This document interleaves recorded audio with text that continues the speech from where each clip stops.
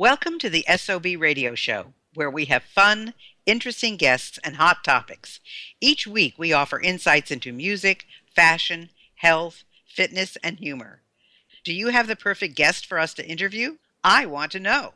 Drop me a line on our Facebook page at Spunky Old Broad 1 or reach out to me on our website at spunkyoldbroad.com. And now, back to the show.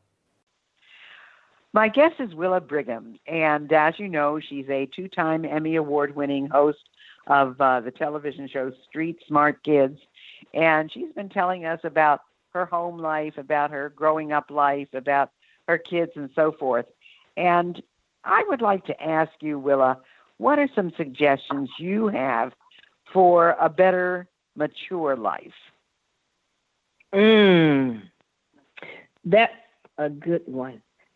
I would say number one is to help somebody else. Because when you're helping somebody else, you're really helping yourself. And it makes me feel good to help somebody else because it's amazing what you know and don't realize is important to someone else because you take it for granted. And when you see a need and can address it, just do it and be done. You don't have to advertise. Go on about your business. They're chasing you down, trying to thank you, and you're saying, I'm just doing it because it made me feel good. You don't know how good that made me feel. Number two, take care of yourself. Take care of your body. Take care of your energy. Take care of your creative mind. Do something you haven't done. Stretch. Because when you grow, the more you know. And it's those little things that encourage you to share with somebody else. Once again, it's back to that sharing part. But do it for you. When you feed your mind, your spirit, you have energy to share with somebody else. And number three, you need to do something that's wild and ridiculous. I go to the lake and I take bubbles and I blow bubbles at the lake. And it's amazing the laughter from the children, the awe from someone who's sitting around just appreciating it. You're doing something that most people will not do because you're afraid somebody's going to laugh at you. Well, I can beat them laughing, and I really don't care. I am bringing joy to me. I said I'm having my bubble therapy, and I do that at the lake. Oh, that's great. So what's left on Willa's bucket list? I mean, what are some of the things that you have on your bucket list that you haven't done yet?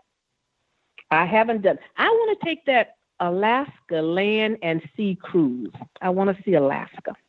So Lovey and I have been talking about that. And I also want to go to Japan because our son is in Dubai. I finally remember where my child is. He's in Dubai, and he's traveling all over. And the one thing he said to me is, I wish I had listened to you 10 years ago when you said, go. You have nothing holding you back. Go so your mother and father can have some place else to travel and visit. He's having the time of his life. So we want to go to Japan. I want to publish 10 books. I have one. I have the stories written. I just haven't gotten around to publishing them because I want to do it myself, because I want to own all of my stuff myself. Maybe at some other time somebody can have some, but right now I want it to be me. I also want to go down the Mississippi on a boat. What's that? That paddle boat? And I want to drive across the U.S. in an 18-wheeler. Lovey said not happening, so I guess I have to think about maybe a traveling. What's that van? Camper. Why, Willa? Why does it have to be an 18-wheeler? Why? Because I fell in love with 18-wheelers because we were moving so much. And it was amazing. People would come to your house in this big 18-wheeler, and they put all of your house on this truck. And then they take off across the country. And I asked one of the guys, could I sit in his truck? And he let me sit in his truck. And they had hydraulic seats. He had a refrigerator. He had a bed. He had a television. I said, whoa, this has got to be cool. And I liked riding that high. So I said, Lovey, when you retire, we need to get us some licenses to be 18-wheel drivers. He says, not happening. I said, okay, what's another way to get that same ride? Yeah, you can use one of those mobile homes, the motor home. Yes. Yeah. He says, I think not driving. Lovey would go for your motor home, Yeah. He would just hire us a driver and let us take us across the country. I would also like to cruise around what is that sea? The Black Sea? I don't know if I Uh-huh. want to go to Africa. Is not on my list, but I guess it wouldn't hurt. But Well, I I can love tell you that China. I've been to South Africa and Namibia. I did some programs in Joburg and in Cape Town and then in Windhoek in Namibia. And Okay. it is beautiful and the people are wonderful. I have heard wonderful things about them. But it's interesting. The more I hear, the more goes on my list. And I wonder, am I going to have time? Well, if I don't have time for all of it, I'll try to get as much as possible in before I kick the bucket. Well, that's it. You're going to have to start moving up your pace, Willa. That's all there is. You're going to have to do it faster and better and so forth. So let me ask you, what do you do in your community and in your own world that makes a difference, in your opinion? I'm on the board of directors of a program called Kids Together Playground. And this playground is for children who have limited access. They might be in wheelchairs or they may be on crutches. And this playground actually has equipment designed to take that wheelchair so they can actually swing or they can go on the merry-go-round. And I love bringing attention to it because I am the mouthpiece. When they have the birthday celebrations or they have a new installation, I am the one that does the singing and get everybody going. And it brings me joy to bring joy to others, of course. And then I'm a part of my Carey Women's Club. And one of the programs that I'm a part of is the arts. And with that, I encourage everybody to make something. So I'm always teaching. But they also have a program in prisons where I go with the women and I actually teach line dancing as part of the activity. And we also do literacy. Last time I had everybody reading from books that we brought to them. So I like doing that. I like being a part of the food bank because I help bring in food. I like being a part of the missions at church where I encourage women to bring their clothes that they haven't used so other women can have something. I've never had to run out of my house with nothing but myself. I would not know what that is about, but I'm sure it has to be traumatic. And if we can help other women grow stronger, then why not? Because we have so much, we'll never use it all. So we share it that way. I also like the fact that my church has a program that's designed to have everybody engaged in something. And I do a quilting program, and I do soup, bread, and water because I think they eat too much. And so when I do a program, I'll make the soup, and I'll make them drink water and eat fruit. And they say, oh, God, here comes Willa Brigham. They're going to make a nice gift, but they're going to eat well, too. So Wow. I'm involved in those kinds of things because they strike a nerve with me. My quilters group actually make quilts for a shelter where women are going to receive help to get themselves back in line so they can become productive citizens because of an abusive situation. So we literally make quilts and we donate them to these women. And it's amazing the little things that you don't think are as important because you have so much, but it makes a world of difference for those who do not have. So it's things like that that keeps me involved and helps me to understand that I've been blessed.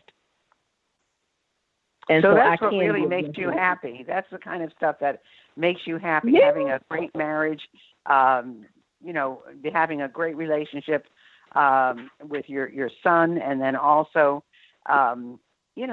contributing to the community and to the people around you. All of that makes you very happy. And it does.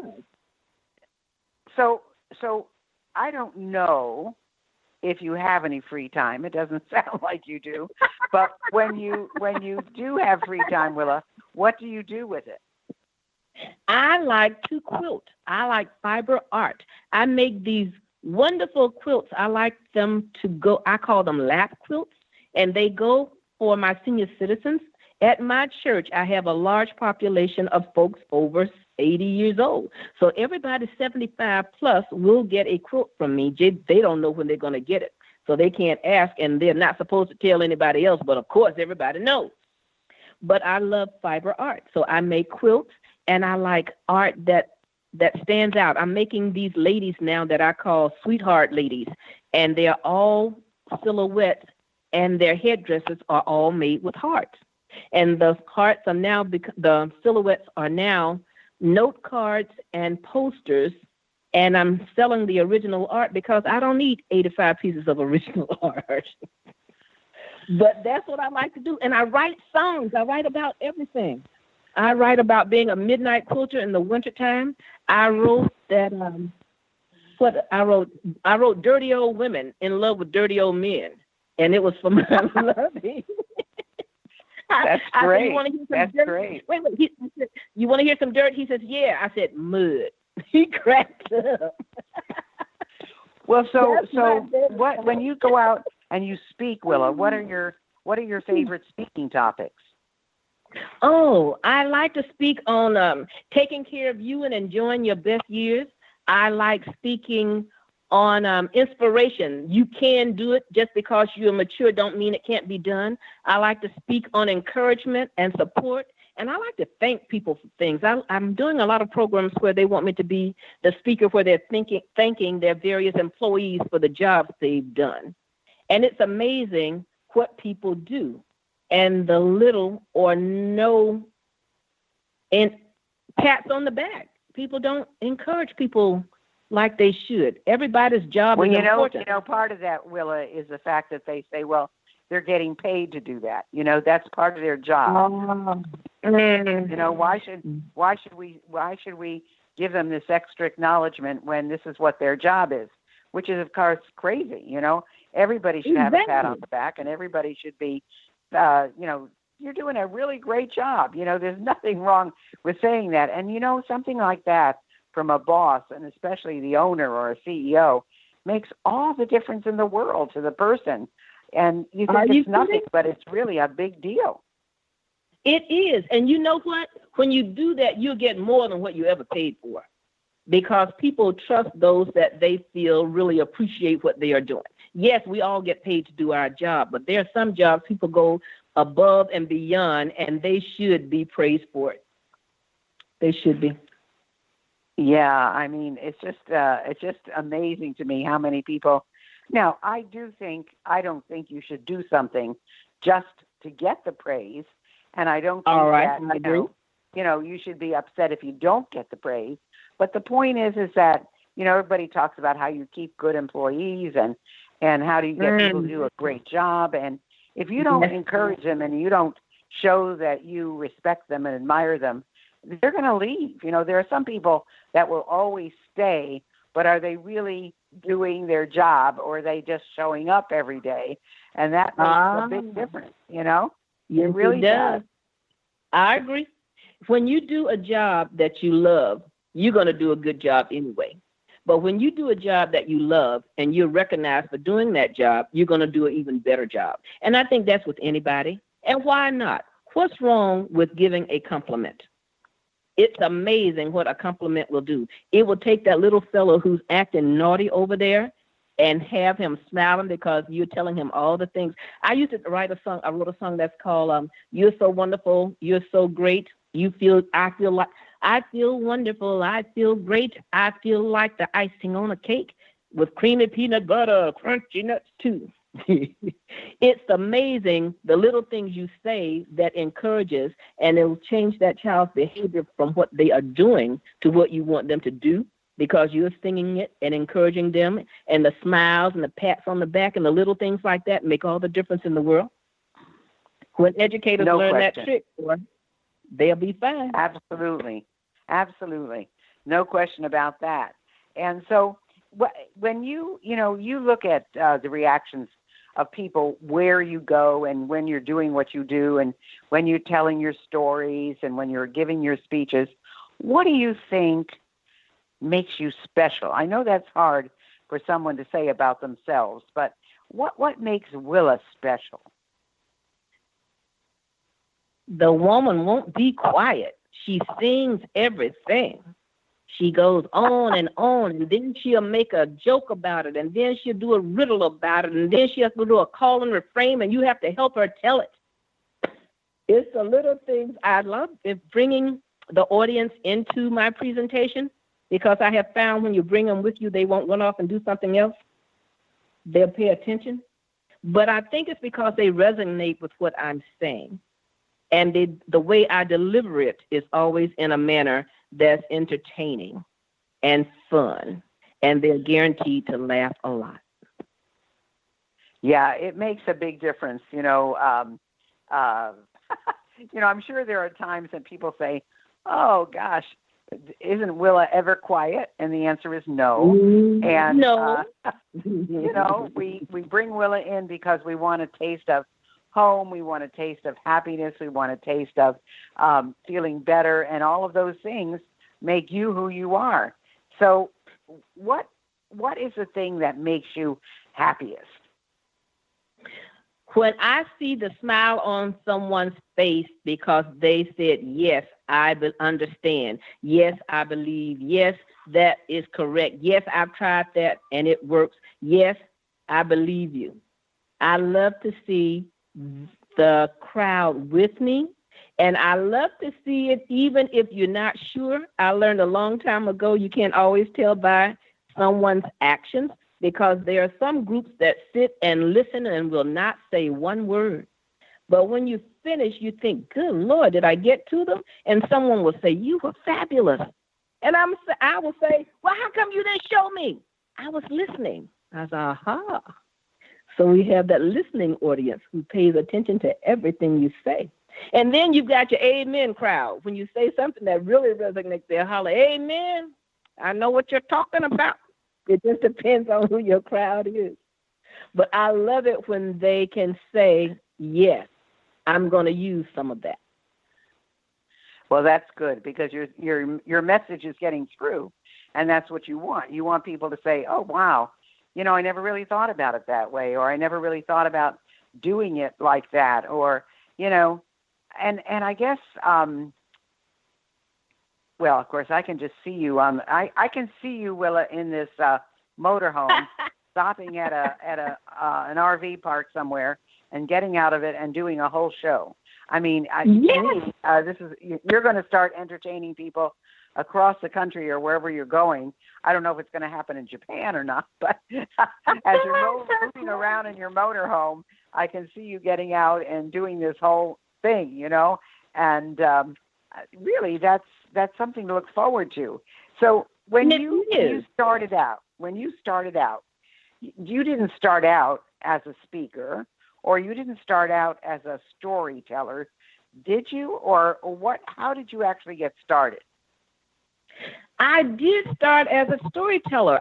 Because we moved so often, I always got the house settled and the husband settled and the kids settled, and then I got settled. And in doing so, I would go to school and I would volunteer in my children's classroom because I wanted my teachers to know who I was and to make sure my children were being treated well and to be a contribution to the classroom. So I would go in and I would tell stories, little vignettes to the children if they had a special day.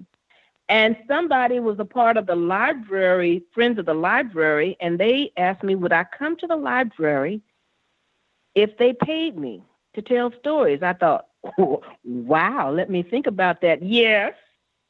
So I started telling stories at the library at children's time. Rather than reading the book, I would tell the stories. And then somebody saw me and asked me, would I be the keynote speaker for the kindergarten's graduation? I said, okay.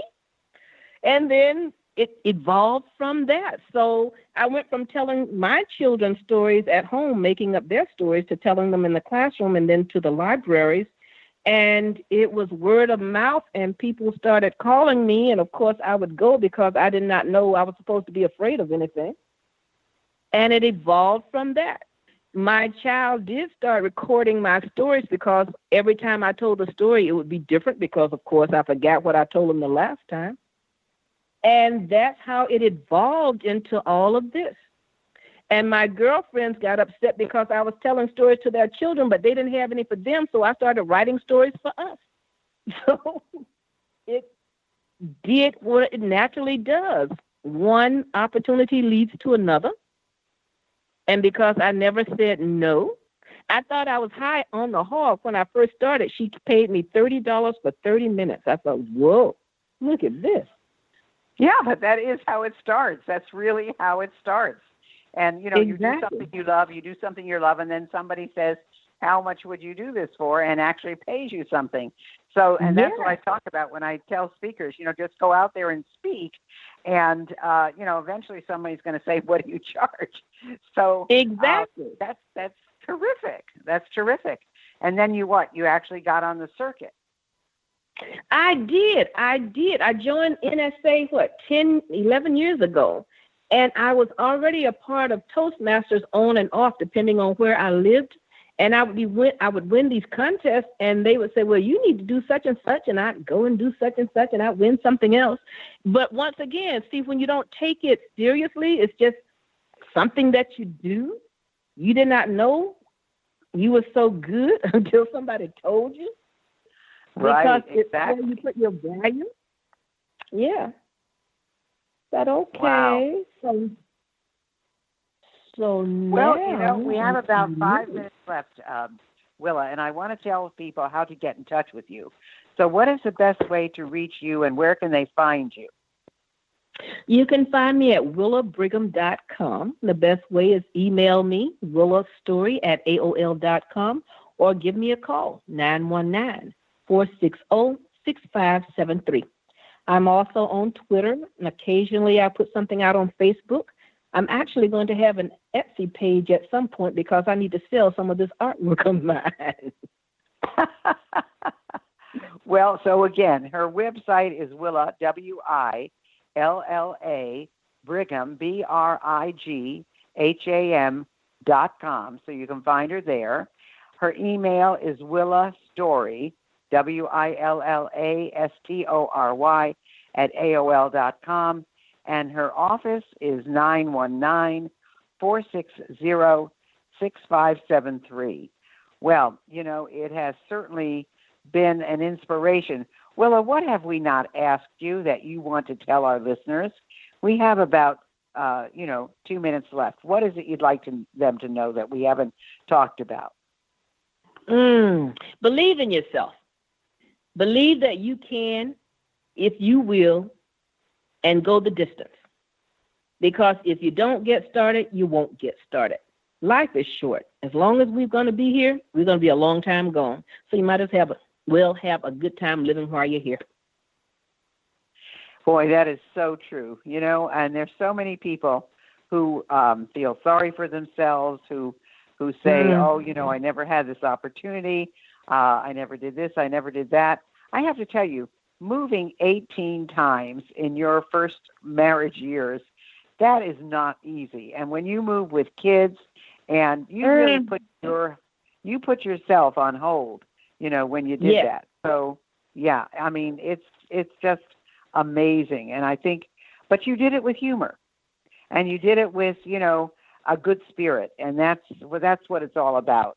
And I want to tell you, the people who are listening today to Willa, just realize, you know, that she's been through a lot. She's lost a son. She's moved 22 times. She has a mom who's in her 90s who is driving a pickup truck. All of that makes Willa who she is, and I just think it's fantastic. So I want to thank you for being with us, Willa, and I want to thank you for being who you are, and I want to thank you for bringing more joy and happiness to this world, because, you know, that's what it's all about. And, you know, it's important that people have that ability to laugh. And if they can't laugh, there's something wrong. And I always look at things that happen and I say, I know someday this will make a great story. So you're proving that. And again, thank you so much for being with us today. Well, thank you, Dr. Gayle. I appreciate you very much.